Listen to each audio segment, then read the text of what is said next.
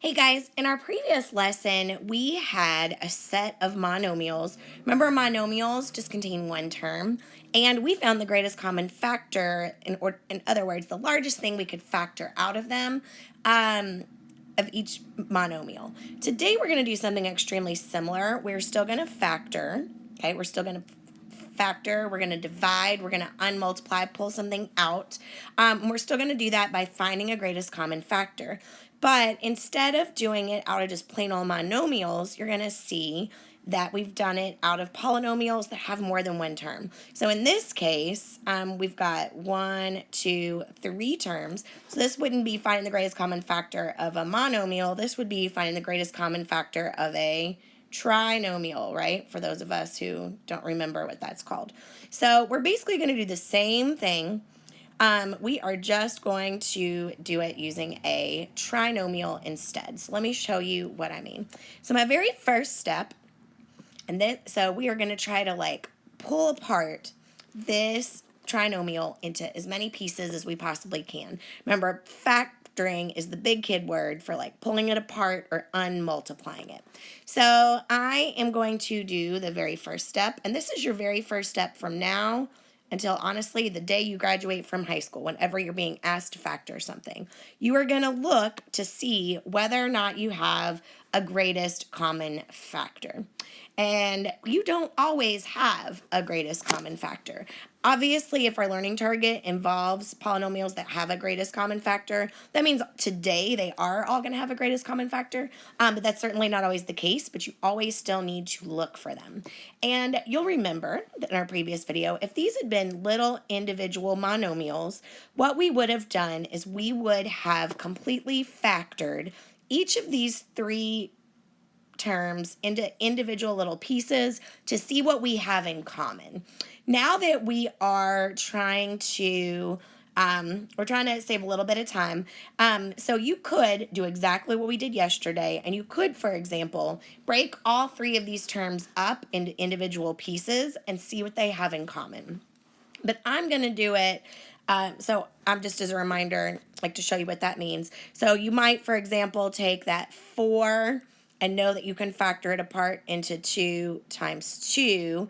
Obviously, for it to be a negative 4, that means that you would need to have one of those be a negative. So that'd be negative 2 times 2.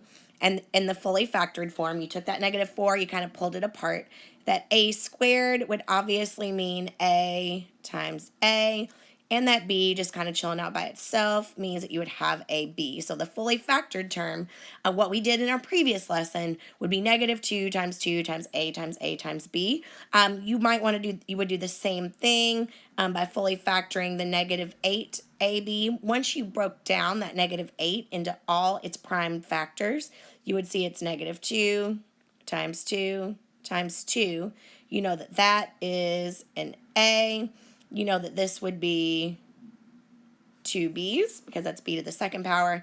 And last but not least, that 2ab, if it's just kind of broken up into its individual little pieces, it would just be 2's already prime, so it's just 2 times a times b. So remember, I'm just kind of showing you what we did yesterday, which was taking each of those terms and pulling them apart, factoring them into all the common, and then seeing what they have in common. So what do they all have in common? Each of them has a 2, each of them has an a, and each of them has a b. So that means the greatest common factor would be, what do they all have in common? They all have a 2, they all have an a, they all have a b. Now, a lot of you guys that have good number sense can probably do this step, this very first step, in your head at this point. So people who can,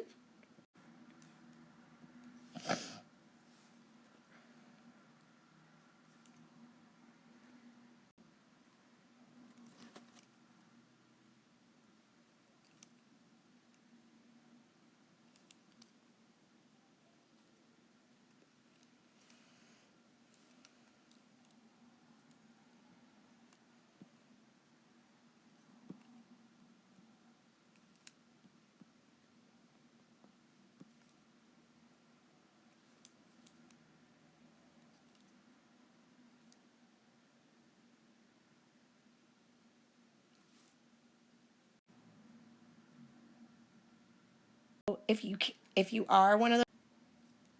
Okay, so I'm going to give you a second. I want you to pause the video and try to figure out step 1, okay? Figure out what that greatest common factor is. What is something that you can factor out of all 3 of those terms? I'm hoping that you actually paused the video, and now we're going to take a minute so that you can actually do that greatest common factor. So hopefully you figured out, first of all, there's a 7 that you can divide out of both 7 and 21. So that would make you think that the greatest common factor might involve 7. But unfortunately, all you have right there is a 1. So that means you can't actually factor a regular number out of this polynomial, can you? So now let's take a look at the variables, because we know we've got x's in all 3, but we need to pay attention to how many. Here we have 2, but here and here we only have 1. So remember, we can only factor out what they have in common, so all we can factor out is a single x. Then we've got y's. So each of these have 2, but again, this guy only has 1. So you can only factor out what they have in common. So the greatest common factor is now going to be just xy. Remember, step 2 is to set it up as division. So I'm going to take that xy and I'm going to factor it or divide, depending on how you think about it, divide it out of each term of this original polynomial. So I'm going to divide each of those by xy. Okay, so again, step 2, we set it up as a division problem. We are going to factor each of those xy's, or an xy out of each of those terms. So we started off with a 7 here. Remember that technically there's a 1 down there. Even though we don't write it, typically it's still there. Okay, so you have a 7 divided by 1, which means that you really still just have a 7. You had 2 x's, you factor out one of them, that means that you have a single x left over. And you had 2 y's, you factor out one again, which means that you will have a y in that first term. Here, 21 divided by 1 is still just going to give you a 21. That's a positive 21. And then we have an x divided by an x, and we factored out an x. So if we had an x, we factored out an x, that means we don't have any more x's. And here we had 2 y's, we factored out one of them, so that means we will have a y left over. And then last but not least, remember that here there's also technically a 1 in front of that xy. So negative 1 divided by a positive 1 is going to leave you with a negative 1.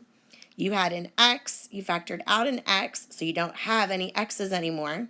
You had a y, you factored out a y, so now you don't have any y's anymore. So we set it up as division. We factored out that greatest common factor. So now step 3, we're going to rewrite using distributive property, which I'm going to abbreviate now. So that xy becomes what's on the outside of those parentheses, because you did the opposite of distributive property. You took that xy and you factored it out of everything. And now you need parentheses around the rest. So this is our final answer. Okay, so step 3, we rewrote it as distributive property. So your final answer is xy times 7xy plus 21y minus 1.